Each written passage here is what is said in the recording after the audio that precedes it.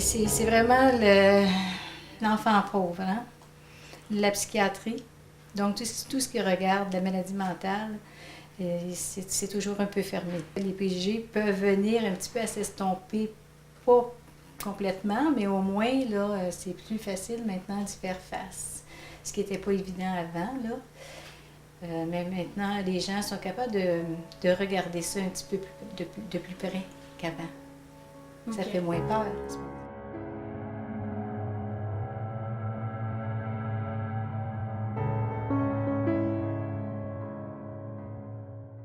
Nous, on vient en aide aux familles et entourages qui ont un proche atteint de maladie mentale. On entend par entourage les frères, les sœurs, aussi le conjoint, les enfants, l'enfant qui a un père malade ou une mère malade, les grands-parents, toute la famille entière qu'on aide, oui.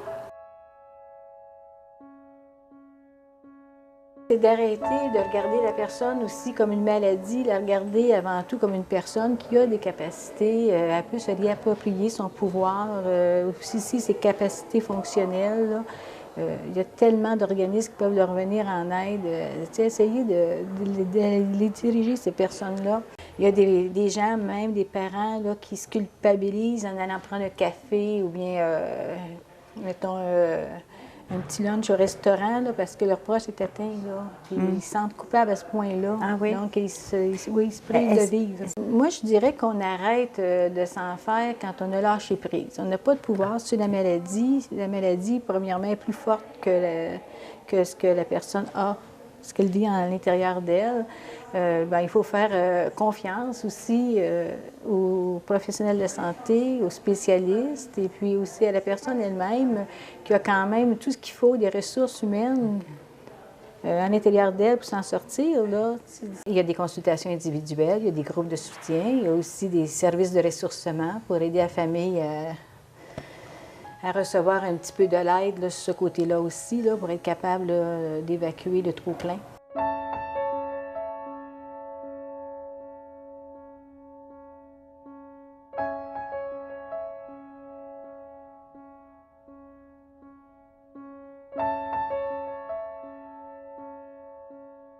J'ai vu aussi dans plusieurs personnes qui ont accompagné la personne atteinte de tomber elle-même malade. Là. Ah, oui, sévèrement malade. Là. C'est très pénible pour la famille, l'entourage, les frères, les sœurs aussi, hein, qui ont un proche, un frère ou une sœur malade, ou même aussi un enfant qui a un parent malade aussi. Là. Parce que l'enfant va devenir le parent du parent. Il va prendre ce rôle-là. Une façon de se protéger, premièrement, c'est d'aller chercher de l'aide, de ne pas rester tout seul avec ça. Hein. On sait bien que c'est trop... La personne est comme vraiment dans un nuage. Là. C'est comme pas faisable là, de garder ça en dedans de soi, parce qu'à ce moment-là, ça peut s'imprimer en maladie. Mais oui. Donc, qu'est-ce qui s'exprime? Mais au moins, ça sort, là, ça reste pas en dedans. Et puis d'aller chercher... des informations, qui est bien importante, parce que bien des fois, la personne atteinte elle-même ne connaît pas ce qui lui arrive, il ne sait pas ce qui lui arrive, il ne connaît pas la dynamique là-dedans, là, comment faire face à tout ça. Je ne peux pas dire que tous les gens sont rendus au même point dans ce cas-là. Là. Il y en a que ça va prendre des années, puis il y en a, c'est après plusieurs rechutes là, qu'ils vont comprendre, et des bonnes rechutes, là. Avant de venir à l'évidence que là, il y a une médication à prendre pour être capable là, de rééquilibrer là, les humeurs ou bien la chimie du cerveau, hein, parce que c'est une maladie aussi biochimique. Parce que la personne elle-même doit l'accepter. Premièrement, reconnaître. Reconnaître aussi qu'elle a un problème de santé mentale et puis ensuite vivre avec ça, là. Il faut aller chercher l'aide nécessaire et puis les comprendre.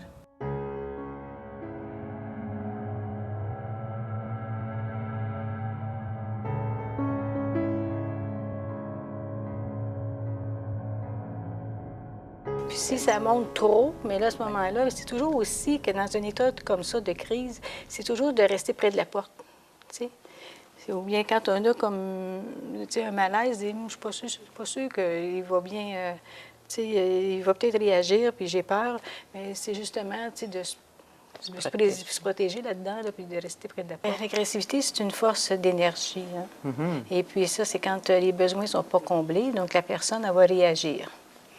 Elle peut réagir, il y a des stimuli qui amènent ça naturellement, puis elle peut perdre le contrôle aussi.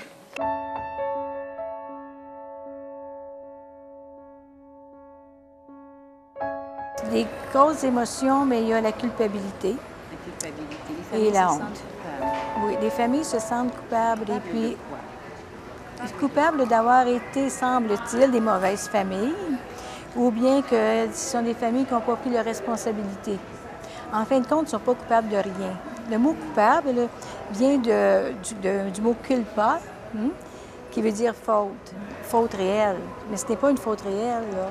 La personne arrive avec son bagage génétique. Et puis, à cause de toutes sortes d'événements qui sont arrivés dans la vie, mais le gène qui est là, mais éclate, soit à l'adolescence, la plupart du temps. Il y a beaucoup de préjugés, c'est encore tabou, là. En fait, c'est une méconnaissance de la maladie mentale, hein? C'est de la réalité. Qu'est-ce que c'est en fait, justement, la maladie mentale? Au niveau des maladies mentales, donc il y en a une multitude de maladies mentales. Bon, la plus sévère, c'est la psychose. La psychose. La psychose aiguë, là, donc la personne elle va sortir en dehors de la réalité, ses pensées, avoir des pensées bizarres, des délires, des hallucinations auditives ou visuelles. Pour elle, c'est une réalité, mais pour nous, c'est loin de là.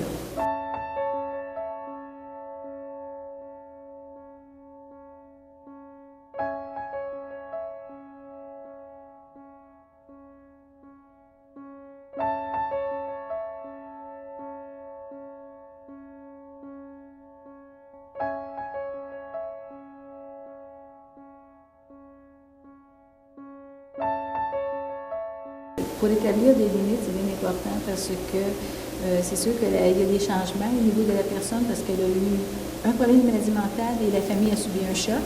Donc, la famille est en choc, c'est un deuil à faire.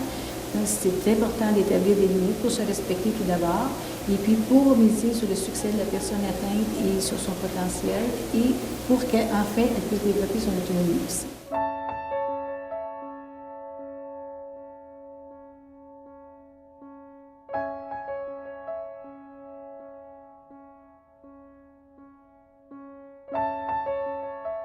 Chez les parents, ça peut être aussi les frères, les sœurs, là, quand ils apprennent que leur frère qui aimait beaucoup là, a tombé malade, là, du jour au lendemain, il ne peut plus le reconnaître dans la personne qu'il était avant.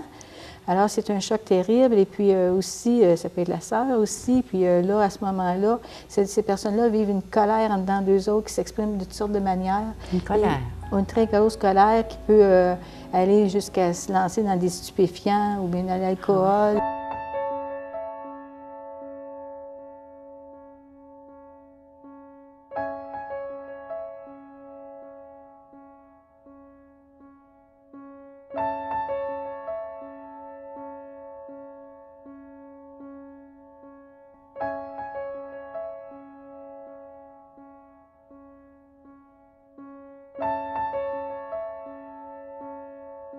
Alors, l'équipe soignante, c'est une équipe qui comprend beaucoup de gens, ça, à l'hôpital. Bien sûr, il y a le psychiatre. Hein, que le psychiatre, c'est lui qui donne le diagnostic et puis qui aussi prescrit les médicaments adéquats. Le médecin de famille peut poursuivre, ou bien des fois, c'est juste le médecin de famille par la suite. Puis aussi, tout dépend aussi de la gravité de la maladie. Hein? Si on parle de schizophrénie, la schizophrénie, c'est quand même la maladie la plus grave. Oui. Alors, la personne peut être en danger aussi, hein, quand la personne, elle entend des voix, elle a des hallucinations auditives visuelles, puis elle entend ces voix-là, puis elle peut poser des actes, mais ça ne veut pas dire que c'est toujours comme ça, parce qu'avec une bonne médication, la personne, elle peut vivre normalement. Et il est possible, à ce moment-là, là, d'avoir une vie agréable avec tout le monde là, dans la famille, mais il s'agit que la personne elle-même se prenne en main puis accepte aussi des traitements appropriés.